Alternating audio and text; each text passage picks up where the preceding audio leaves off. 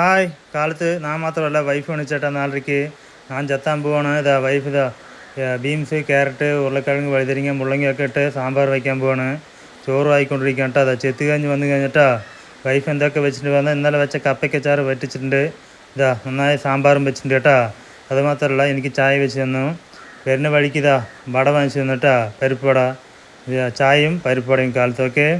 അത് കഴിഞ്ഞ് beetroot recipe കാണിച്ചു തരട്ടാ. സാമ്പാർ കാണിച്ചു തരാൻ പറ്റിയില്ല.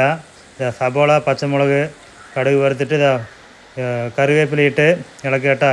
നന്നായി വണക്കിയെടുത്തിട്ട് ചെറിയ വെച്ച ബീട്രൂട്ട് നന്നായി ഇടുക. സൂപ്പറായിട്ട് നന്നായി ഇളക്കിയിട്ട് കുറച്ച് ഉപ്പ്, അളവിന് ഉപ്പിട്ടിട്ട് വെള്ളമൊഴിച്ച് അടച്ച് വെച്ചാൽ കുറച്ച് പകുതി വേവിക്കുക കേട്ടാ.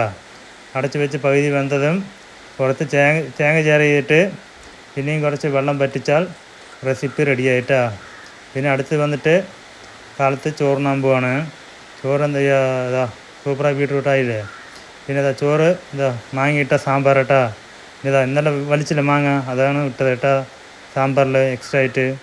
പിന്നെ ഇതാ സാമ്പാർ വെച്ച് ബീട്രൂട്ട് കൂട്ടാനിട്ട് ഇതാണ് സ്പെഷ്യൽ. ഓക്കെ, അടിപൊളി ടേസ്റ്റ് കേട്ടാ. മാങ്ങയൊക്കെ സാമ്പാറിലിട്ട് കഴിക്കുമ്പോൾ സൂപ്പറായിട്ടുണ്ടാവും.